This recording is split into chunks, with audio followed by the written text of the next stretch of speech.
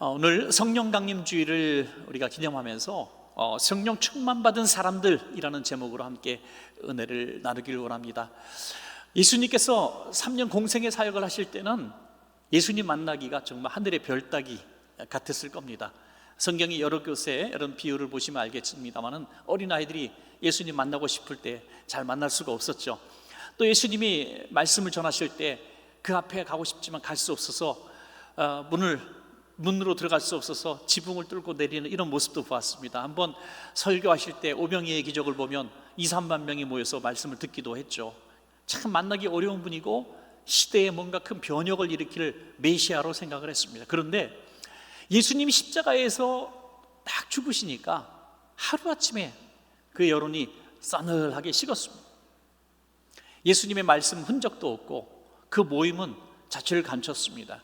아니, 예수님에 대해서 이야기만 해도 끌려갈 정도로 분위기가 험악하게 됩니다. 그래서 예수님의 제자들은 다 뿔뿔이 흩어졌고 몇몇 남은 제자들은 문을 걸어 잠그고 숨어서 지내는 이런 형편이 되었습니다. 그때 예수님이 부활하셨죠. 부활하셔서 이제 제자들에게 이런 부탁과 명령을 하시죠. 너희는 예루살렘을 떠나지 마라. 예루살렘을 떠나지 말고 약속하신 성령님을 기다리라. 그들은 이 성령님의 존재에 대해서 참 예측할 수가 없었을 겁니다. 상상할 수도 없었을 거예요. 뭘까? 사람의 형상으로 오실까? 아니면 어떤 신의 형상을 가졌을까? 어떤 분일까? 잘 알지는 못하지만 성령님을 기다리라고 하니까 그냥 성령님을 기다리기로 했습니다. 그래서 흩어지지 않고 예루살렘을 떠나지 않고 약 모인 인원이 120명 정도 된 것이죠. 120명 정도 모여가 마가의 다락방에 모여서 그냥 성령님을 기다리는 겁니다. 성령님을 기다리라고 말씀하셨으니까요. 어떻게 기다리는지도 모르고 기다립니다. 그러다가 모였으니까 이제 기도하게 되죠. 뜨겁게 기도하기를 열흘 정도 했을 때 성령님이 강하게 임재하셨죠. 자, 사도행전 2장 2절에서 3절입니다. 호련히 하늘로부터 급하고 강한 바람 같은 소리가 있어 그들이 앉은 온 집에 가득하며 마치 불의 혀처럼 갈라지는 것들이 그들에게 보여 각 사람 위에 하나씩 임하여 있더니 그랬습니다. 급하고 강한 바람 같은 이 소리가 들렸다고 하죠. 청각적으로 들렸습니다. 그리고 시각적으로 불의 혀처럼 갈라지는 것들이 그들에게 보였다라고 말씀하고 있습니다. 귀로 들리고 눈으로 볼 정도의 아주 굉장한 현상이 나타나고요. 그리고 120명 공동체에 임하신 성령님은 각 사람에게 다 각각의 한 사람에게 인격적으로 만나 주셨다는 것을 말씀하고 있습니다. 참 얼마나 아름답고 멋진 예배일까요? 우리가 어떤 공동체 예배를 드릴 때 집회를 하거나 할 때 같이 막 뜨겁게 기도하기도 합니다. 또 은혜를 받기도 합니다. 그래서 예배 후에, 기도회 후에 어떤 성도님이 오늘 참 내가 은혜를 많이 받았다, 오늘 내가 정말 하나님의 음성을 들었다, 이렇게 말씀하시는 분도 있습니다. 그렇지만 모든 사람이 동일하게 그렇게 같은 마음, 같은 경험을 한 것은 아닙니다. 어디 가도 마찬가지죠. 어디 가도 많은 분들이 오늘 예배는 내가 은혜롭지 못했어, 은혜 받지 못했어 해도 또 어떤 분은 내 인생의 최고의 예배였어, 이런 분들도 있을 수 있는 거죠. 그러니까 우리는 공동체 예배를 드리고 있지만 모두가 같지는 않습니다. 어떤 분은 오히려 말씀에 상처를 입기도 합니다. 목회자에게 상처를 입기도 하고, 또 예배 가운데 이 분위기나 형식이 마음에 들지 않아서 교회에 대해서 불평하기도 합니다. 그런데 마가다락방의 예배는 달랐다는 것이죠. 120명의 성도가 한 사람도 빼놓지 않고 모두 다 성령의 충만함을 받았다는 거예요. 우리 교회에 이런 예배가 있기를 간절히 소원합니다. 여러분, 모두가 은혜 받는 예배, 모두가 행복한 예배, 모두가 주님을 만나는 예배, 얼마나 감사한지 알 수가 없습니다. 자, 그렇다고 한다면 우리는 모든 예배 때마다 이런 현상을 사모해야 할까요? 눈에 보이고 귀로 들리고 성령이 불처럼 내 머리 위에 앉아있는 그런 모습을 우리가 날마다 꿈꿔야 될 그런 예배일까요? 그런 현상에 너무 우리가 기대하고 그것만 바라본다면 또 문제가 생기죠. 문제는, 더 중요한 문제는 이런 성령 충만 받은 이후의 삶을 우리가 어떻게 살아야 할 것인가 하는 것이 더 중요한 문제라고 하는 것입니다. 사도행전 2장 4절 말씀을 보시면 그들이 다 성령의 충만함을 받고가 중요합니다. 받고 이후에 어떻게 변화되었습니까? 성령님이, 그날 강력하게 임하신 성령님이 그들을 지배하기 시작합니다. 그들의 마음속에, 생각 속에 성령님이 임재하시니까 조금 전만 해도 두려워서 문을 걸어 잠그고 예루살렘을 떠나려고 했던 그들이 담대한 마음을 가지게 됩니다. 마음에 평화가 찾아옵니다. 그래서 길거리에 나가서 예수는 그리스도라 증거하기 시작하는 것이죠. 그의 입술을 주장하시니까 전에 없던 방언이라고 하는 신비로운 언어를 사용하게 되죠. 그들의 삶을 주장하니까 과거에 폭력적이고 음란하고 중독성 있는 것들, 또 그런 모든 불신앙적인 것들을 다 내려버리고 삭개와 같은 대변화의 역사가 일어나는 것이죠. 여러분, 이런 변화의 역사가, 이 성령의 역사가 그 당시에 일어나지 않았으면 어떻게 초대교회가 생겼을 것이며 구름처럼 몰려드는 초대교회 성도들, 그리고 오늘까지 2000년 넘도록 이 교회의 성장과 또 이런 전파가 있을 수 있었겠습니까? 오직 성령의 역사인 줄로 믿습니다, 여러분. 이제 제가 해외의 선교지를 갈 때마다 또 우리 건축할 때마다 항상 느끼는 거지만 이곳에만 성령님 계신 것이 아니라 복음 있는 곳에 성령님이 역사하시는 것을 늘 봅니다, 여러분. 얼마나 하나님이 강하게 역사하시는지 몰라요. 이번에 간 캄보디아도 여러분 다 아시겠지만 불교 국가입니다. 그래서 길에서 제일 흔하게 볼 수 있는 그런 모습들이 승려의 모습이고 또 불상의 또 절의 그런 모습들입니다. 불과 0.몇 %에 불과한 기독교인이 있습니다. 0.몇 %. 그래서 푸놈펜 그 대도시에 사방팔방 1km 내에 교회가 하나 정도 있을 정도로, 1km를 가야 교회 하나 만날 수 있을 정도로 교회가 몇 개 세워져 있지 않습니다. 그런데 김창영 선교사님, 이분이 지금 8개 교회를 세우셨다는 거죠. 그리고 건물이 있는 교회는 이제 5교회 정도 됩니다. 여호수아, 갈렙, 기쁨의 교회, 제자들 교회, 그리고 또 지금 하나 교회를 또 세우고 있습니다. 그곳의 성도들은 난 예수님을 믿는 크리스찬이 됩니다라고 고백하는 순간 끔찍한 고난을 예상합니다. 그러면서도 그렇게 결심하고 선언합니다. 여기 있는 청년들, 또 젊은 집사님들, 이런 분들은 이미 많은 분들이 가족과 관계를 끊을 정도로 가족에서 쫓겨난 사람들, 예수 믿는다면 가문에서, 집안에서 쫓아냅니다. 그 정도로 이제 어려운 생활을 할 수밖에 없음에도 불구하고 우리가 예배드리는 모습 봤죠? 우리들보다 더 뜨겁게 예배를 드립니다. 더 간절하게.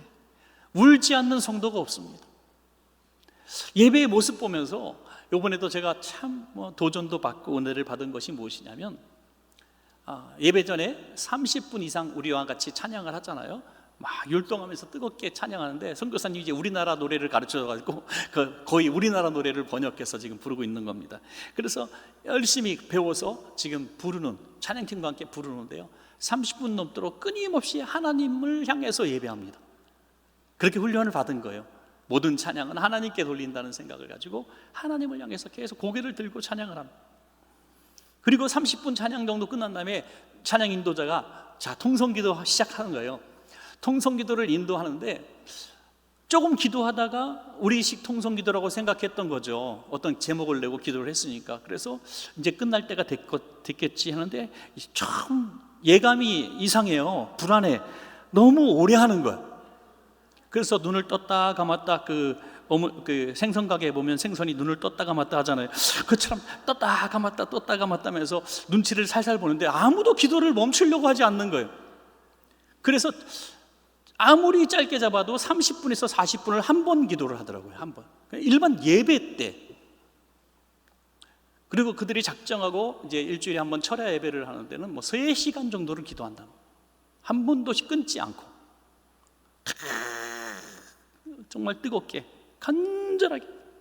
그곳의 삶이 얼마나 고단하면, 얼마나 힘들면 그러겠어요.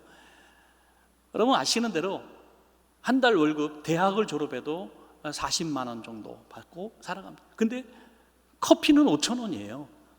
어떻게 살아가겠습니까, 여러분? 그런 곳에서 신앙을 지키며 산다는 것이 얼마나 고단한 시간이겠습니까? 그런데도 불구하고 복음이 지금 증거되기 시작하니까 얼마나 급속도로 복음이 증거되는지 알 수가 없습니다. 지금 갈렙교회, 우리 원천교회가 세운 갈렙교회도 1년이 되지 않습니다. 그런데 작년 40명, 어린이 90명이 교회 멤버입니다, 여러분. 와, 얼마나 놀라운지. 예배 때마다 예배당이 가득 찹니다. 백석이 다 찹니다. 하나님께서 역사하시니 되는 거죠. 부흥이 안 되는 시대가 아니라, 안 되는 곳이 아니라 성령님이 역사하시면 됩니다.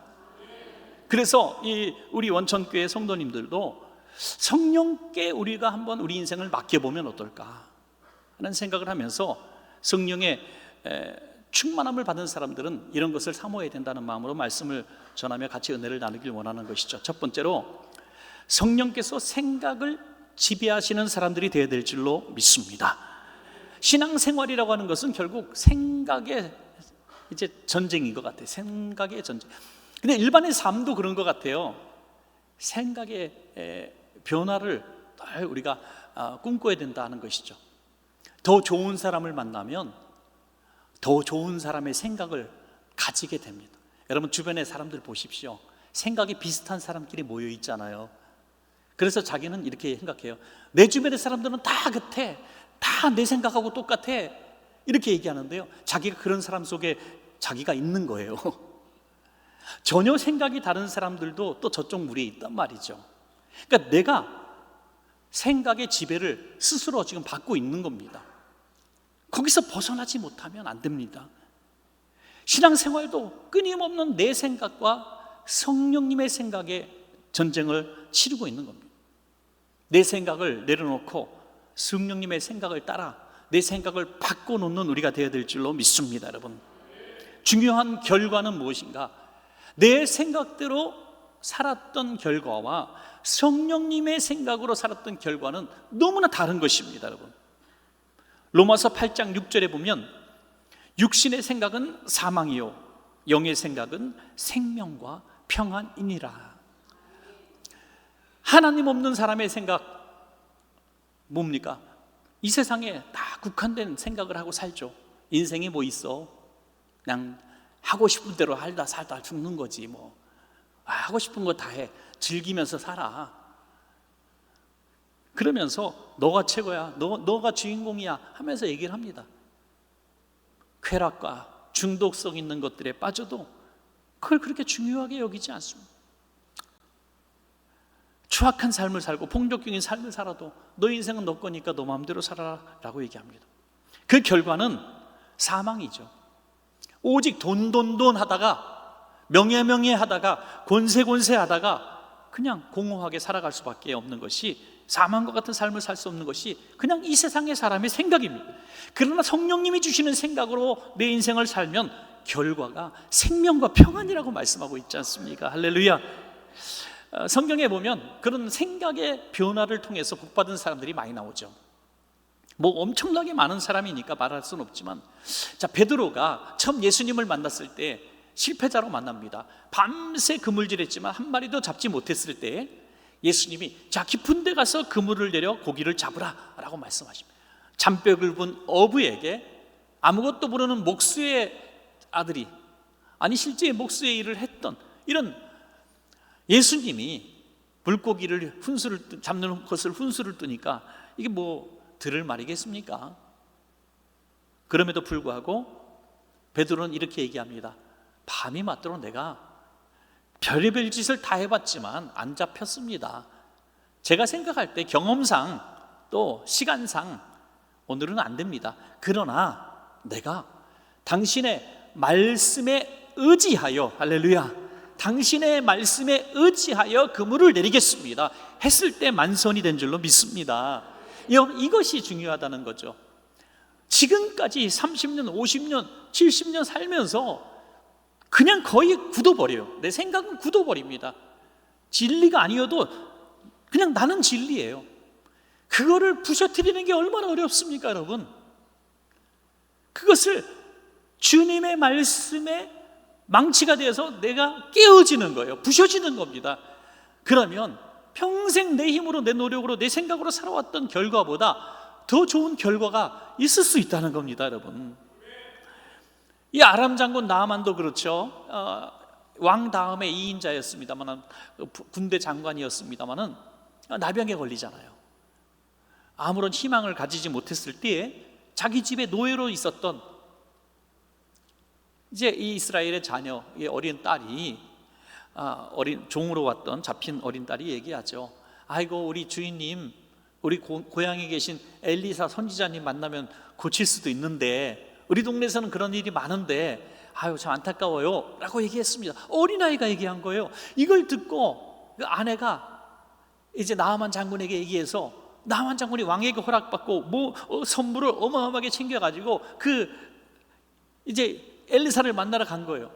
그럼 엘리사가 이 귀한 손님이 왔으니까 문 앞에 나와서 영접도 하고 어서 오세요 하고, 그리고 특별히 당신을 위해서 특진을 준비했습니다 이렇게 하면서 여러 가지 준비를 해놓고 이 한 사람을 위한 치료의 의식을 행할 줄 알았다는 거죠. 그런데 얼굴도 보이지 않고, 요즘 말로 코빼기도 보이지 않고 이렇게 하는, 요단강 물에 가서 7번 씻고 돌아가라 그래. 이게 수치심을 느낀 거죠. 모욕감을 느낀 겁니다. 그런데 나아만 장군이 그래도 꽤 점잖은 사람 같아요.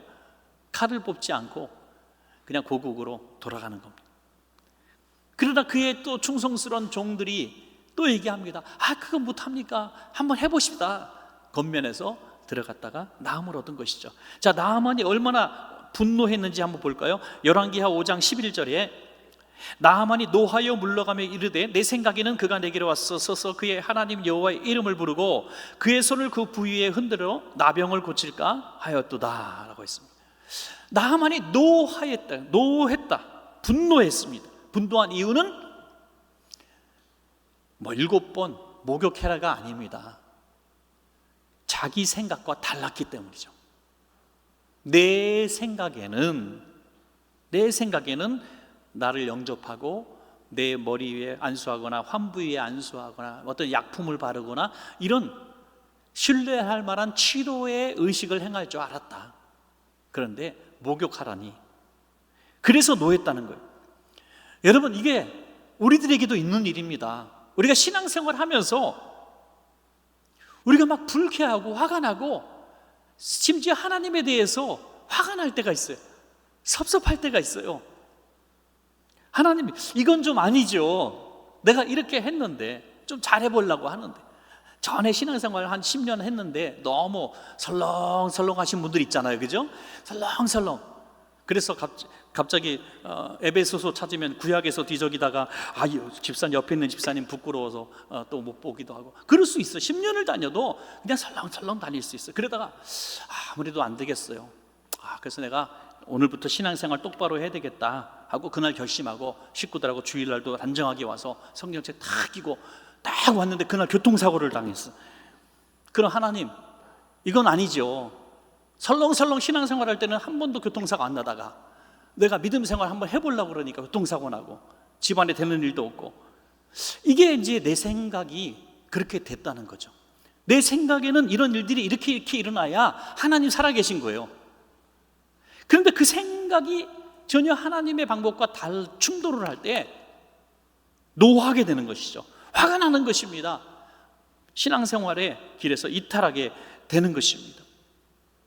그러나 그 내 생각에는 했던 것을 내려놓고 엘리사 선지자가 이야기한 대로 요단강물에 7번 들어가는 순간 그가 질병에서 고침을 받은 것이죠. 여러분, 그렇습니다. 내 생각 끝까지 고집하면 사망의 길입니다.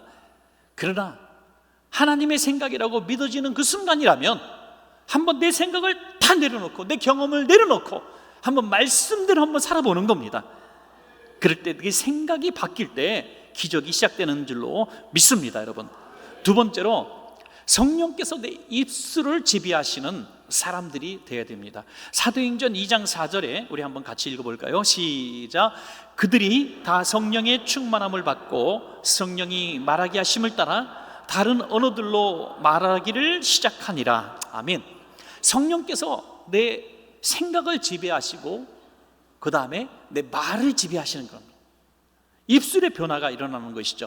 방언이라고 하는 것이 내 뜻대로 내가 아는 단어가 아닙니다. 내가 모르는 언어가 나오는 것이죠. 마찬가지로 그들의 삶의 언어가 바뀐 것입니다. 여러분, 이 방언을 한번 했다고 해서 그들의 일반적인 언어가 바뀐 건 문자가 바뀐 거 아니잖아요.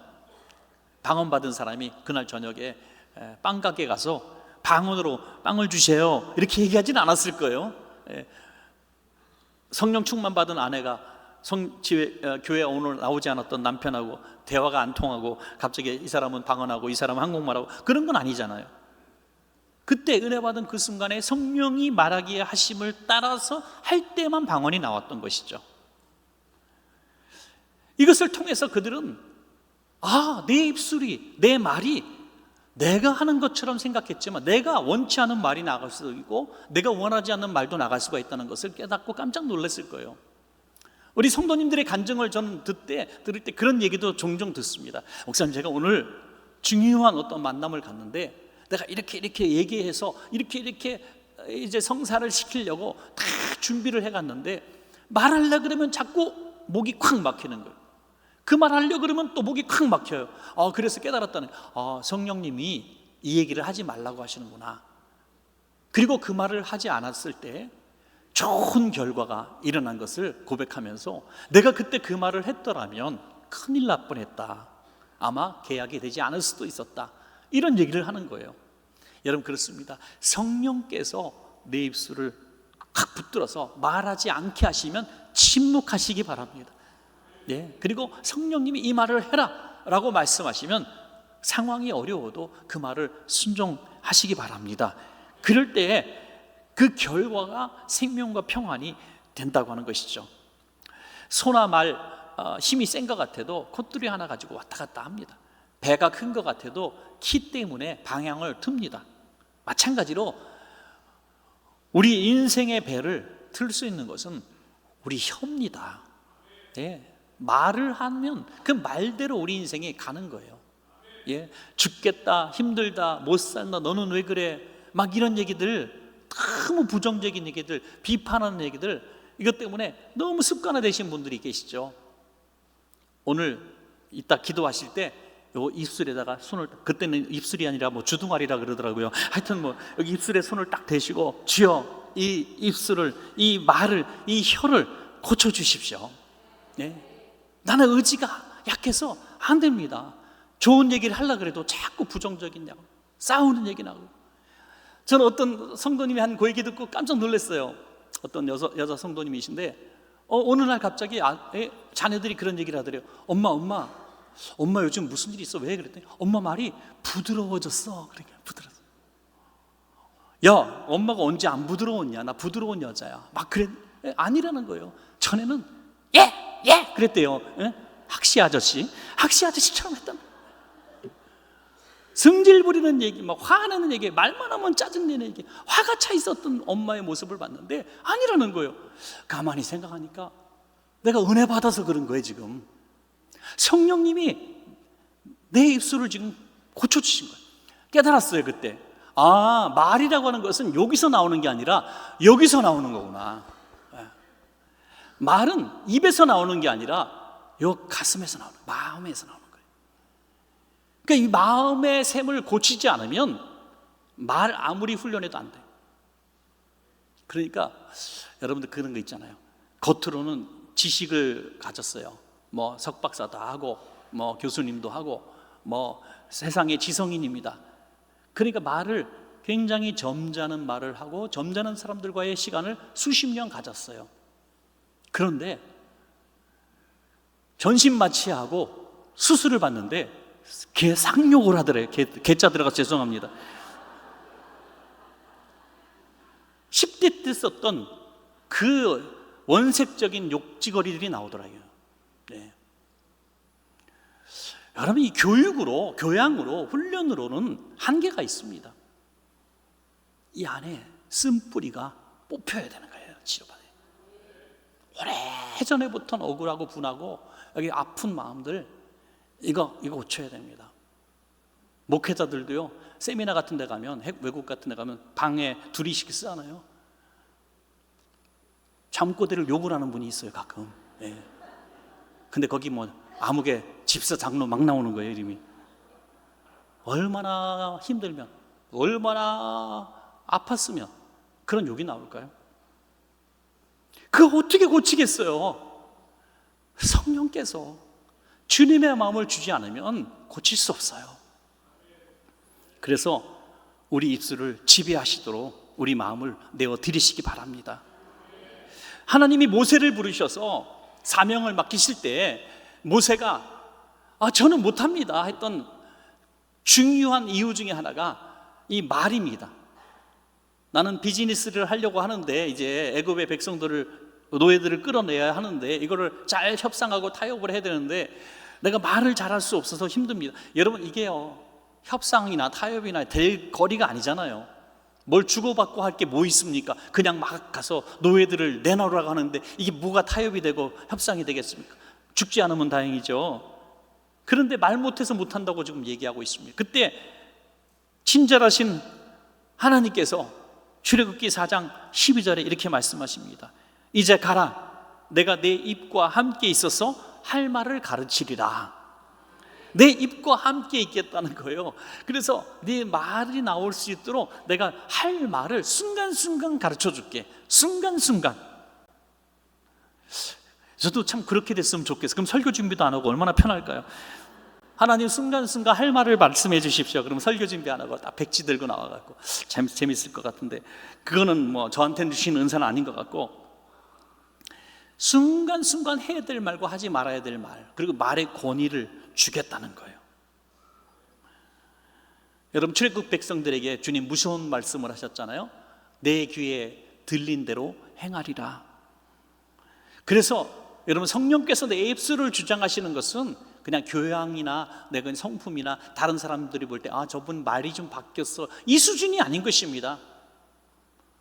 성령께서 내 쓴뿌리 마음을 다 고쳐주시고 치료해 주시고 내 말과 함께 하셔서 내 말에 능력과 권세가 나타나게 하시는 그 수준을 말씀하고 있는 것입니다. 이 성령의 충만하신 입술 되시기를 축원합니다, 여러분. 마지막 세 번째는 성령께서 내 생활을 지배하시는 사람들이 되어야 합니다. 생각이 바뀌고 말이 바뀌면 끝이 아니라는 거죠.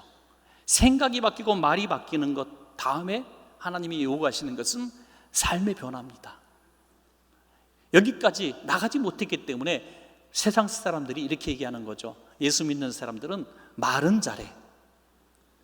좀 더 나쁘게 말하면 말만 잘해. 말도 잘해. 그러면 얼마나 좋을까요? 그죠? 몽골에 갔더니 말이 많더라고요. 지난번에 말이 많아요. 그래서 그런 선교사님이 그런 얘기도 하더라고요. 저렇게 말이 막 하는 거 볼 때마다 교회가 생각이 난다고. 교회는 말이 많다고. 여기서 좀 웃어줘야 제가 흥행에 성공하는데 실패했습니다. 자, 본문으로 돌아가서 사도행전 2장 37절에서 38절 한번 같이 읽어볼까요? 시작. 그들이 이 말을 듣고 마음에 찔려 베드로와 다른 사도들에게 물어 이르되, 형제들아, 우리가 어찌할꼬 하거늘. 베드로가 이르되, 너희가 회개하여 각각 예수 그리스도의 이름으로 세례를 받고 죄 사함을 받으라. 그리하면 성령의 선물을 받으리니. 아멘. 순서에 대해서 말씀하고 있습니다. 성령의 선물을 받으면 회개하고 죄 사함 받는 게 아니라 예수 그리스도의 이름으로 세례를 받고 죄 사함을 받으면 성령님이 너의 삶을 주장할 것이다 말씀하고 있습니다. 우리가 기도할 때 성령님 내게 임하시옵소서, 성령님 내게 임하시옵소서 라고 기도를 많이 합니다. 그래서 성령님이 내 삶에 임재하셔서 성령님이 내 삶을 이끌어 주시면 얼마나 감사하겠습니까? 그러나 성령님이 순서가 있다라고 말씀하고 계시는 소리를 들어야 된다는 거죠. 네가 지금 성령님을 받을 삶을 살고 있느냐? 그렇다고 해서 이 세상 모든 사람이 다 죄인인데 죄가 없는 사람이 없다고 했는데, 그러면 모든 사람이 성령님을 받을 자격이 없잖아요. 그게 아니라는 거죠. 죄가 있지만 죄인 중엔 두 종류 죄인밖에 없다는 거예요. 회개한 죄인과 회개하지 않고 살아가는 죄인들이 있다는 것이죠. 내 죄를 깨닫고 주님, 저는 죄인입니다. 내 삶을 뒤돌아보면 주님 보시기에 아름답지 못합니다. 저는 여전히 폭력적이고 욕심꾸러기고 중독성 있는 것들을 끊어내지 못하고 살아가고 있고, 내 안에 화가 차 있고, 자식들에게 좋은 부모가 되지 못하고 또 좋은 자녀들이 되지 못하고 있습니다. 사회에, 세상에서 빛처럼 소금처럼 살지 못하고 있습니다. 이런 모든 것들에 대해서 깨닫고 주님 앞에 입술로 고백하고 회개할 때 성령님이 임하신다는 거예요. 한번 순서를 바꿔보자는 거죠. 다윗은 누구보다 큰 죄를 졌죠. 누구보다 큰 죄를 졌을 때 깨닫지 못했습니다. 그때 깨닫게 하신 말씀이 뭡니까? 나단 선지자가 와서 말씀으로 깨닫게 한 거죠. 넌, 당신은 죄인이에요 라고 깨닫게 하셨습니다. 그 순간에 그가 성령으로 충만했습니까? 아니라고 하는 거예요. 성령으로 충만했다면 자기가 죄인인 것을 이미 깨닫고 회개했어야 합니다. 그러나 성령이 지금 저 멀리 계신 것을 깨닫지 못했다고 하는 거예요. 마치 사울처럼. 그런데 선지자가 말씀으로 깨닫게 하시니까 이 말씀이 믿어진 거예요. 받아들인 거예요. 아, 그랬구나, 내가 죄인이구나. 그러면서 그가 번뜩 깨달은 게 뭐냐면 성령님이 지금 자기를 버리시는 것을 깨달은 거예요. 한때 성령으로 충만했던 사람인데 수금만 타도 악기가 떠나갔는데 그 성령님이 지금 없는 거예요. 나에게 있는 영성이 다 또 없는 것을 그때야 깨달은 거예요. 그래서 그가 이렇게 기도합니다. 시편 51편 11절에 나를 주 앞에서 쫓아내지 마시며 주의 성령을 내게서 거두지 마소서. 지금 내 죄 때문에 내가 죽게 생겼어요. 그래서 하나님 살려주세요. 나 한 번만 살려주세요. 나 용서해 주세요. 이게 아니라는 거예요. 성령님이 자신을 버리는 거에 대해서 두려워졌다 하는 것입니다. 여러분, 신앙생활 10년, 20년, 30년 하면서 날이 무뎌지는 거예요. 내가 지금 성령에 충만한 삶을 살고 있는가? 내가 정말 예수 믿는 사람답게 살아가고 있는가? 깨닫지도 못하고 있는 거예요. 날마다 예배하고 날마다 기도하고 날마다 찬양할 때 때로는 감동이 돼서 눈물도 나고, 때로는 주여 삼창할 때 기도할 때 막 뜨겁게 기도하기도 하고, 내가 봉사도 하기도 하고 하니까 내가 진짜 크리스찬인 줄 아는 거예요. 그러나 어느 날 내가 회개의 문이 열렸을 때 깨닫게 됩니다. 성령님이 지금 내게서 멀리 계시구나. 내가 지금 내 삶이 하나님 기뻐하시는 삶을 살지 못하고 있구나 하는 것을 깨닫는 순간은 바로 성령님이 내게서 떠나시는 것을 깨닫는 순간입니다.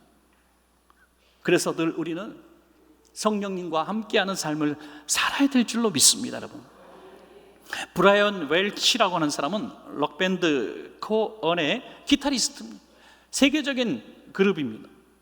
명성도 있었고 부귀영화도 누리고 있었습니다. 그러다 보니 일반적인 사람들처럼 필로폰 중독에, 음란의 중독에, 분노 조절 장애, 공허에 시달리는 각종 질병, 정신적 질병에 다 시달리고 있었던 사람입니다.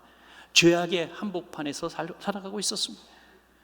그 마약 중독 하나 벗어나지 못하고 끙끙거리고 살아가고 있었습니다. 근데 어린 딸을 낳게 되죠. 어린 딸이 자기 앞에서 노는 것을 보니까 아빠로서 너무 부끄러운 거예요. 그 딸 앞에서는 정말 좋은 아빠가 되고 싶은데 밖에서 쾌락을 쫓고 음란한 삶을 살고 분노로 막 때려 부시고 마약에 심취돼서 쓰러져 있는 나의 모습을 보니 이 아이를 볼 마음이 없는 거예요. 그래서 집에 이 아이를 보고 어느 날은 이래서는 안 된다, 이래서는 안 되겠다 하고 평생 보지 않았던 성경책을 꺼내놉니다.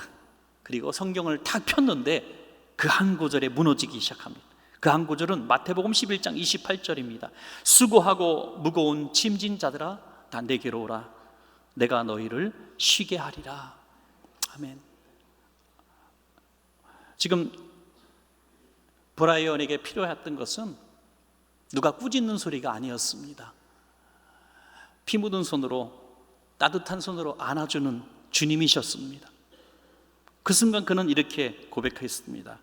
그 순간 마치 내 영혼 깊은 곳에서 사랑의 물결이 밀려 들어오는 것을 느꼈습니다.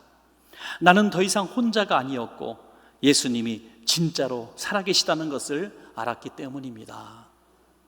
그리고 그는 그 순간에 변화되었고 거짓말처럼 모든 중독에서 해방됩니다. 지금은 2025년 최근 정보를 보니까 크리스찬 메탈 밴드인 러브 앤 데스라고 하는 팀을 만들어서 리더로 활약하고 있습니다. 찬양 인도자로 쓰임 받고 있고요.